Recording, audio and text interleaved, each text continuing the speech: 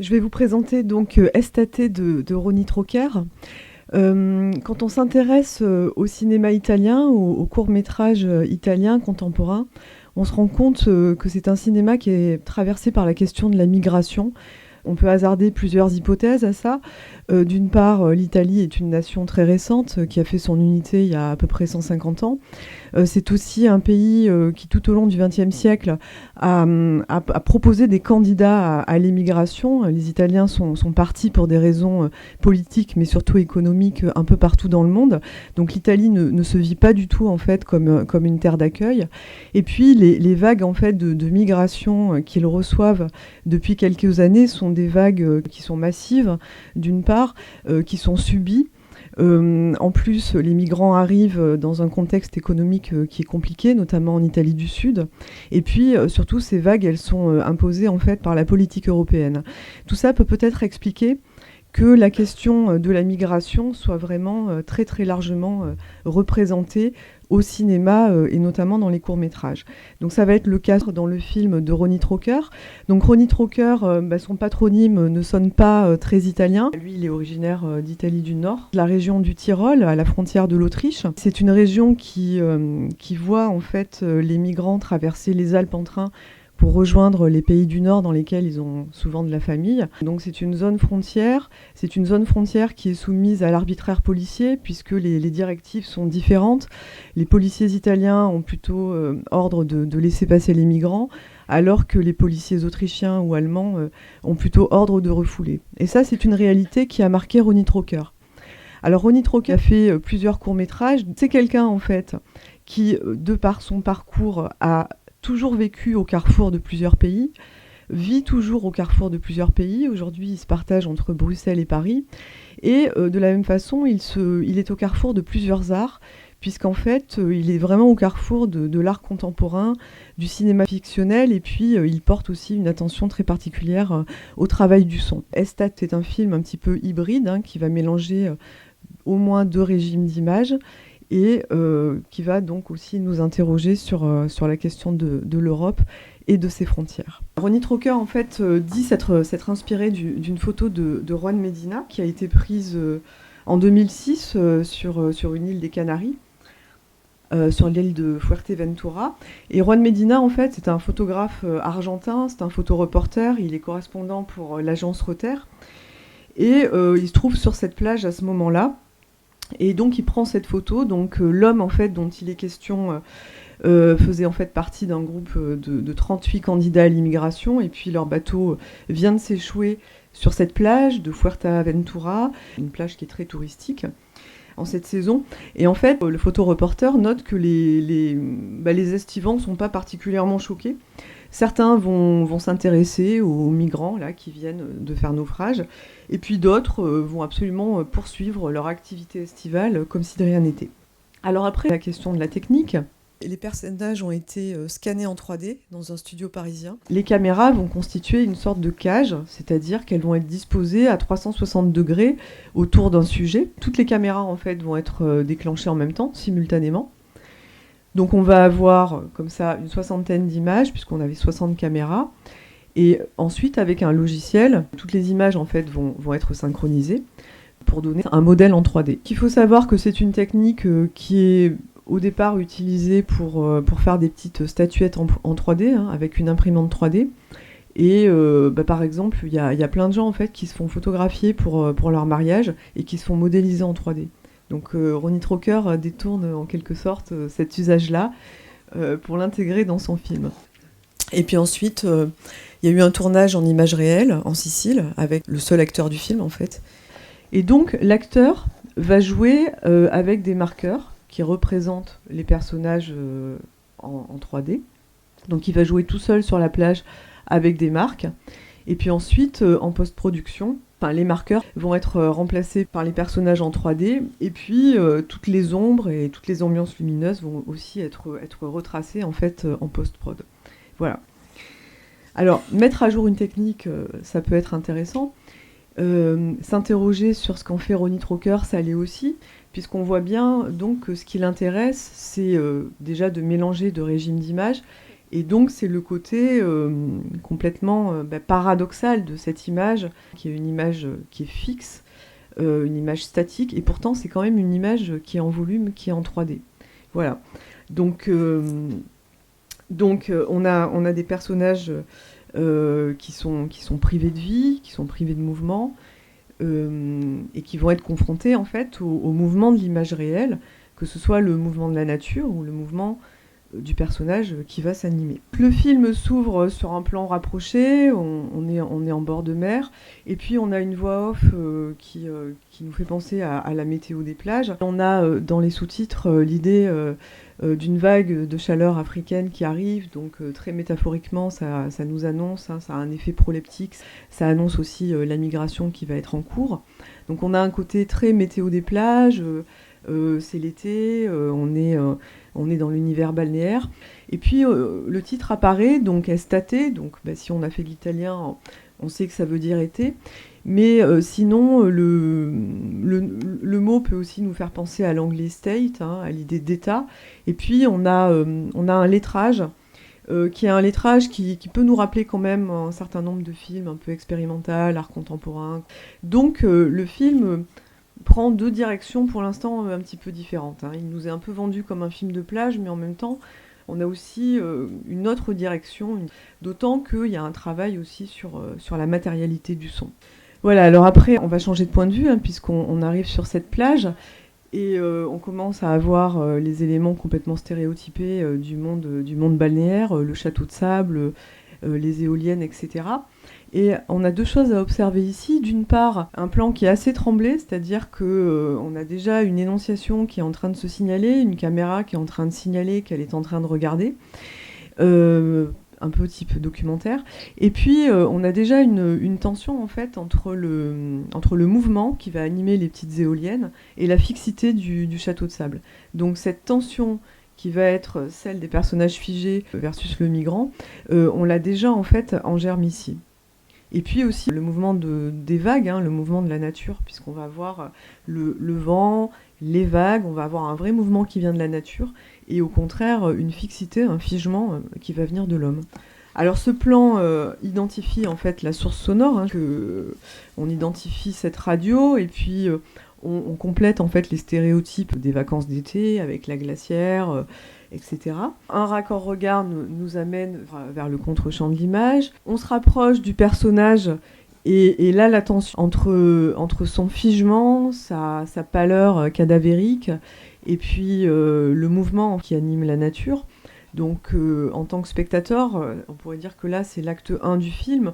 On entre progressivement dans ce monde dans lequel les gens sont tous complètement figés. C'est la scène d'exposition, on vient de nous présenter cette étrange plage.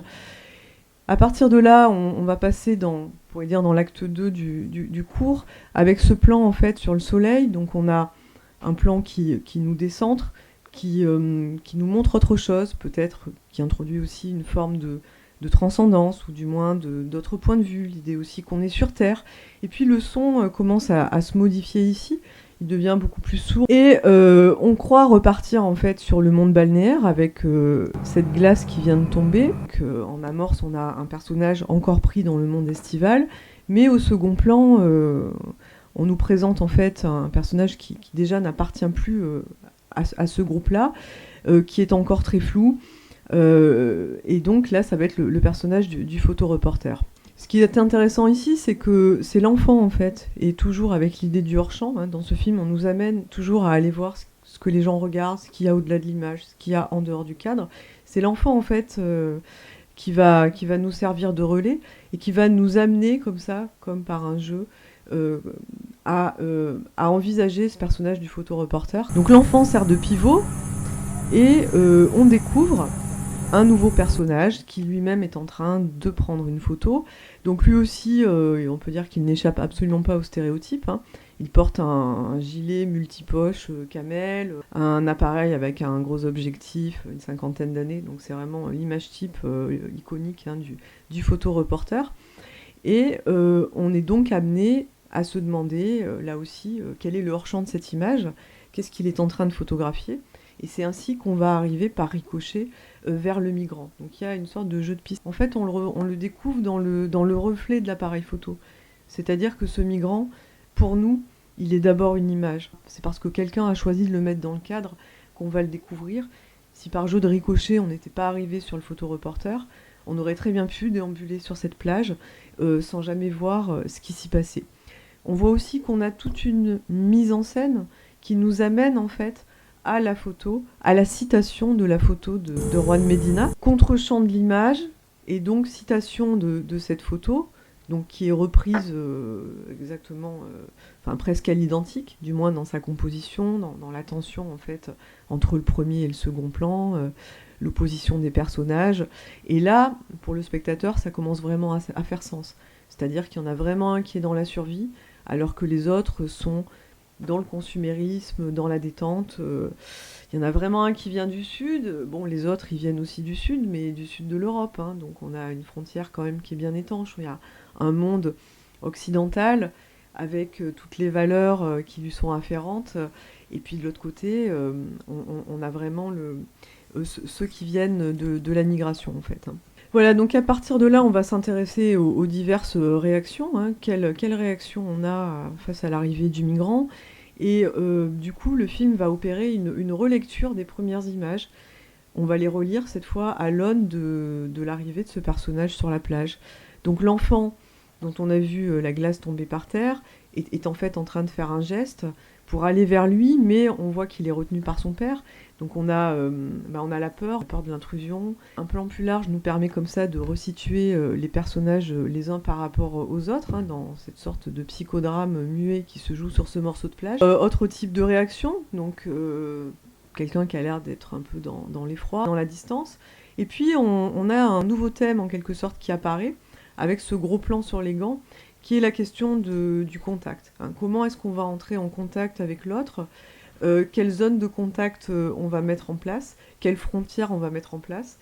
Et dans ce film, on va voir que les frontières sont quand même relativement minces et inefficaces. Donc ici, on a d'autres types de réactions. Une femme qui prend le migrant avec son appareil photo, donc forme de curiosité malsaine. Ce qui est super, c'est qu'on a vraiment toute une palette de réactions à la migration, en fait. Hein.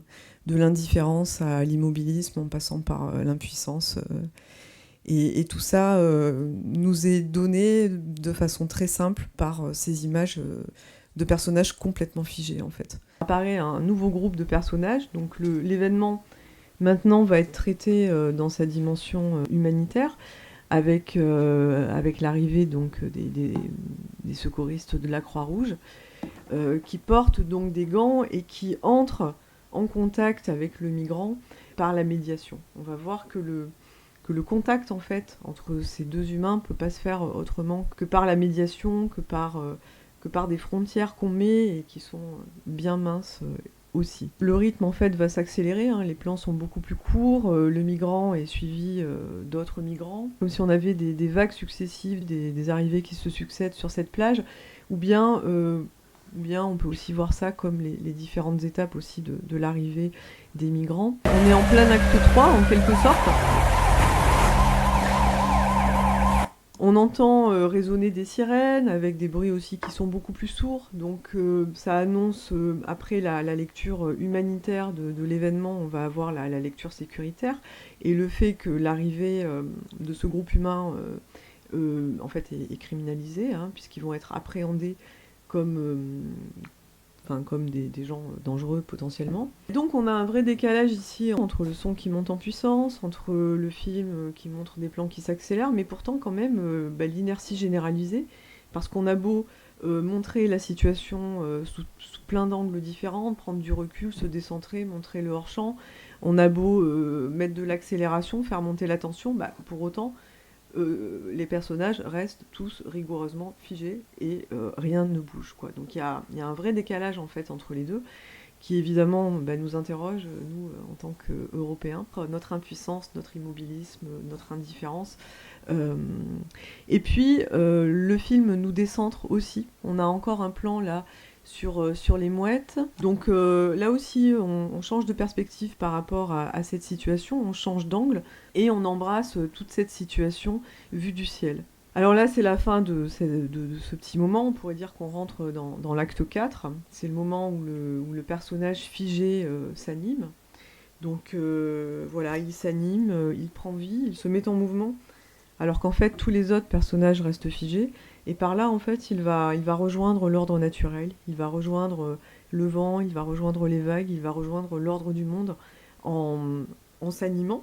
Et là, évidemment, la tension en fait entre les deux groupes se fait d'autant plus vive qu'ils n'appartiennent plus non plus au même régime d'image. Alors pourquoi un migrant animé? Peut-être parce que du coup, il devient un archétype.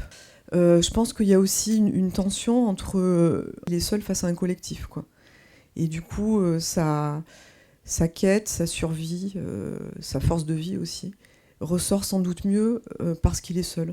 Donc on va avoir un temps comme ça assez lent de déambulation. La caméra, qui est toujours un petit peu flottante, va s'attacher en fait à le suivre dans cette déambulation sur la plage. Les plans sont très serrés sur lui. On a une proximité avec lui de par le cadre. La nourriture et l'eau permettent de montrer qu'en fait on n'a pas les mêmes besoins. Enfin du moins que les deux groupes de personnages, le migrant d'un côté et puis de l'autre côté tous les estivants n'ont pas les mêmes besoins, hein, puisque lui il est dans l'expérience de la survie, alors que pour les autres ils sont dans une expérience de la détente, du superflu, du consumérisme. On a une tension entre ces deux types de personnages. Des occidentaux, hein, qui sont tous blancs, qui viennent se reposer. Et puis de l'autre côté, le migrant qui est dans la survie, quoi, qui est dans l'épreuve, qui est dans tout à fait autre chose, quoi. Et donc c'est vrai que la nourriture et l'eau permettent de faire le lien, de hiérarchiser les besoins, de les relire en fait de deux façons différentes. Là on a une caméra qui fait corps en fait avec lui. On se rapproche de lui, on déambule avec lui, on est dans son rythme aussi, et on va évoluer dans une fusion de l'énonciation. Vous voyez ici, là, on est passé en plan subjectif, on voit à travers ses yeux, et le fait qu'il ait rejoint l'image réelle, c'est-à-dire l'image du monde, l'image du mouvement, l'image de la vie, mais aussi la proximité qu'on a avec lui, nous amène en fait évidemment à partager son parcours, et des deux mondes à nous mettre évidemment de son côté à lui. Voilà, et puis après cette relative accalmie, on va entrer dans l'acte 5 avec la dimension sécuritaire de l'événement et l'interpellation par les carabiniers. Il y a une forme de dédoublement entre des migrants qui restent figés. Alors est-ce qu'ils restent figés parce qu'ils sont restés justement sous la coupe des Européens, ou bien est-ce que ce sont différentes phases dans leur arrivée? Donc là, l'interpellation se fait aussi par la médiation, il n'y a pas de contact direct. Donc médiation par la voix, par l'hygiaphone, et aussi par la langue internationale qui est l'anglais, hein, sit down, etc. Donc il y a l'impossibilité en fait d'entrer en contact directement, il y a besoin de mettre des frontières. Ça peut être la langue, ça peut être le gant en latex, ça peut être le masque, ça peut être l'hygiaphone, mais en tout cas, il y a ces frontières qu'on établit. Il y a aussi donc la criminalisation de leur arrivée, peut-être pour ensuite être placé en fait en centre de rétention. La tension monte, puisqu'en fait la menace, elle vient aussi du ciel, hein, on entend le bruit des hélicoptères, donc on a une sorte de huis clos à ciel ouvert qui se met en place avec une sensation d'enfermement qui est assez forte. Je pense pas qu'il y ait de jugement en fait de la part de Trocker, puisque tous les personnages, tous les Européens sont traités exactement de la même façon. Hein, on voit bien les secouristes de la Croix-Rouge, les carabiniers qui sont pas du tout présentés comme étant agressifs et qui en plus laissent passer aussi. Là, le migrant, il passe. Hein, il passe, il fait son échappée. D'ailleurs, il va s'échapper dans la nature. Donc en fait, on a vraiment la sensation que, qu'on le veuille ou non, les flux se poursuivent. Parce que ces frontières-là ne suffisent pas, en fait. On est impuissant, en fait. Ces dispositifs-là sont complètement impuissants à endiguer des problèmes qui sont géopolitiques, qui sont créés autrement, quoi. Je pense pas qu'il y ait une quelconque accusation, en fait. Je pense qu'il y a plutôt une réflexion sur l'Europe, en fait, sur ce qui fait qu'on est européen, sur comment on place la frontière, sur notre impuissance, en fait, à gérer les frontières. Je pense que c'est plus ça de la part de quelqu'un qui en plus navigue vraiment au cœur de l'Europe, hein, que ce soit pour son travail, euh, dans sa vie personnelle aussi, parce qu'il vit quand même entre plusieurs pays. Je crois qu'il se sent profondément européen et qu'il nous interpelle en tant qu'Européens, quoi. Et au final, ça va se terminer donc sur cette photo qui le fiche définitivement dans le cadre, comme si finalement la, ce- la seule fixité qu'on puisse attendre de lui, la seule façon de l'immobiliser, c'est juste d'en faire une image, en fait. Il reste figé dans son mouvement de fuite parce qu'il y a aussi une autre réflexion qui est portée par le film, qui est le rapport aux médias, en fait. Puisque ce migrant, on le découvre parce qu'il est pris en photo par un photoreporter. Et à la fin, il semble être saisi aussi dans le cadre d'une image. Le film nous suggère que c'est peut-être la seule façon de l'immobiliser, quoi, dans sa quête. En tout cas, il y a une réflexion sur le pouvoir médiatique, sur ce qu'on met dans le champ, et pas seulement sur la notion de frontière. Il y a vraiment les deux dans le film. Donc en conclusion, moi je dirais que ce film, je le trouve vraiment intéressant, parce qu'il est très ouvert, hein. Il y a très peu de paroles, le spectateur navigue tranquillement dans ce film-là pour construire sa réflexion. Pour ça, je le trouve intéressant. Et puis, je crois qu'il nous amène aussi vraiment à poser la question de ce qu'on met dans le cadre, hein. Qu'est-ce qu'on met dans le champ médiatique, pour combien de temps, quelles conséquences ça a aussi sur les politiques, en fait. Le champ médiatique, il a aussi besoin d'être occupé par certaines questions. Et puis une mode chasse une autre. Et puis de quoi on parle pas aussi, hein, qu'est-ce qui n'est pas médiatisé, pourquoi. Enfin en tout cas, il me semble aussi une réflexion sur ce qu'on met dans le champ, sur ce qu'on médiatise. Moi je trouve ça terrible de voir que finalement l'une des premières photos de ce type-là, photoreportage, etc., de ces naufrages, date quand même des années 2000, quoi. Enfin, ça fait quand même déjà 20 ans qu'on vit avec ces questions-là. Ça fait quand même 20 ans que ça occupe le champ médiatique et politique, voire plus.